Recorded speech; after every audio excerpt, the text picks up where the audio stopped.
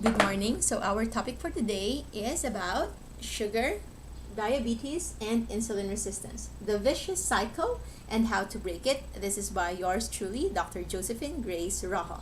Okay, so we will start with knowing why we consume sugar in the first place, because sugar, as what we know, is the trigger of diabetes, and diabetes is the start of also insulin resistance, and insulin resistance is already linked to majority of the metabolic diseases that we have today. So it usually starts with our need for energy. So as humans, we live and needed energy in order to survive. It's just that the most popular and the most common source of energy nowadays is coming from sugar. So it's not actually just the sugar from your drinks or the one that sweetens our food, but it's also the sugar that is inside our rice, bread, pasta, potatoes, mashed potatoes, french fries, those biscuits, those chips, those corn chips, and those grain products. So all of those are having a load of sugar that when eaten actually can now increase your blood sugar. And the moment your blood sugar is increased, your pancreas will secrete insulin, okay? And the moment that your insulin is secreted, since we are still sensitive normally, it will now lower our blood sugar by allowing the entry of those blood sugar towards the inside of the cells. So it lowers our blood sugar to a normal level. So we have to take note of that. That is a normal sugar level, okay?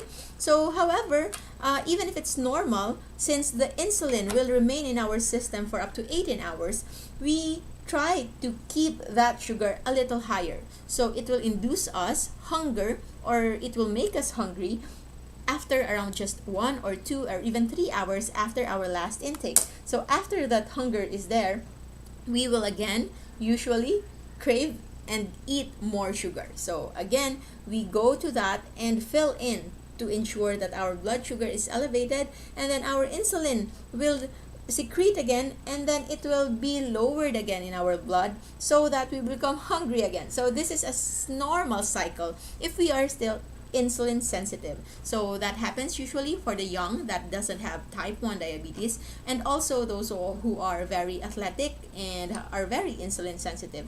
But what happens when we grow older, that our metabolism goes slow or slows down, and also whenever we eat a little more sugar than we are used to, and we eat it more frequently than we are supposed to eat, especially that the promotional ads nowadays are actually forcing us to eat more than we need. So what happens is, the moment you eat that sugar, your blood sugar spikes. However, the moment your insulin is released, your sensitivity is no longer there. So once you are no longer sensitive, you are becoming resistant. So once you are already resistant, or what we call as IR, or insulin resistance, your blood sugar will no longer lower. So it will still add even more elevation in your blood sugar.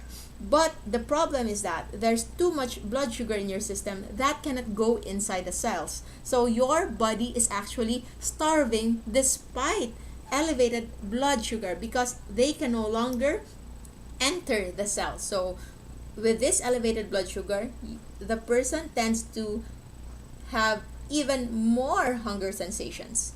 And then when the person is hungry and they're craving for sugar, they will tend to eat more sugar and increase their blood sugar even more. But since there's already resistance, so the hunger will continue to persist, and this is the vicious cycle that eventually leads to diabetes. Okay, so when there's already diabetes, we know that this is a vicious cycle that goes on and on and on because of insulin, and then becoming resistant, and then becoming hungry, and then that craving will continue until damage can be done in our organs. So what happens is, usually the patient manifests as always hungry, always thirsty, and always peeing, okay? So he was diagnosed again with diabetes, and the doctor will usually prescribe medications. So where does the medications falls in here? So with diabetes diagnosed, medications will be given, okay? So the medications will be given.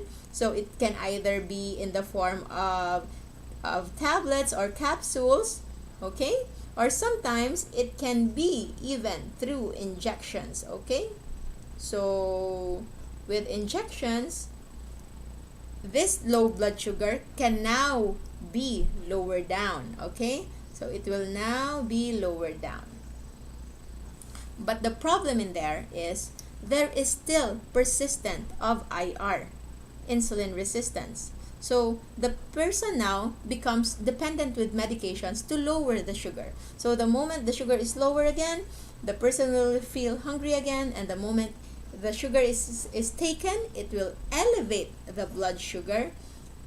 And so, since there's already IR, medication will now become part of the cycle. So this is now a medication dependent cycle of diabetes. So this is what we don't want to happen, okay?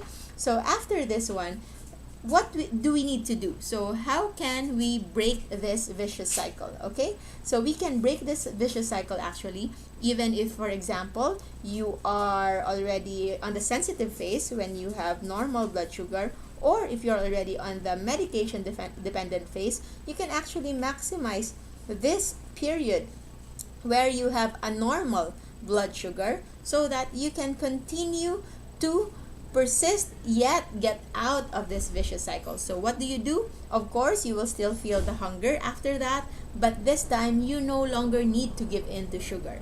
But what will you use as energy? Good thing there is actually a better form of energy.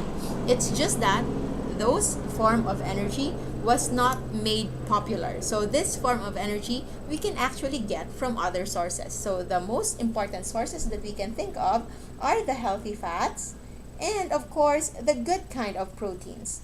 So when eating these kinds of foods, actually your hunger will be addressed, yet you will be able to produce more energy than you've ever had as compared to sugar, but this time without the insulin effect. So the insulin effect, the moment that you eliminate your need for sugar, eventually your insulin will become sensitive again, okay? And with your insulin becoming, with your cells rather becoming sensitive to insulin again, IR can be reversed, and eventually, hopefully, your medications will no longer be needed in order for you to naturally lower down your blood sugar at an all-time low, especially if you don't continue to consume this sugar. So that is just the basic of how this vicious cycle can actually be addressed by eating not sugar-loaded foods, but the ones loaded with fats and proteins.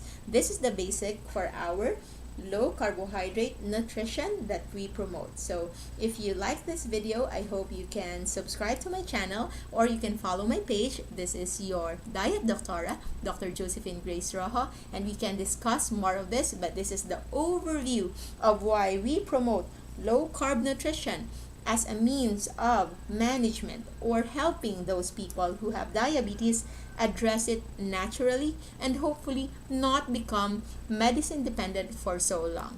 That's it for today. I hope you will have a good day. Until our next video. Bye bye.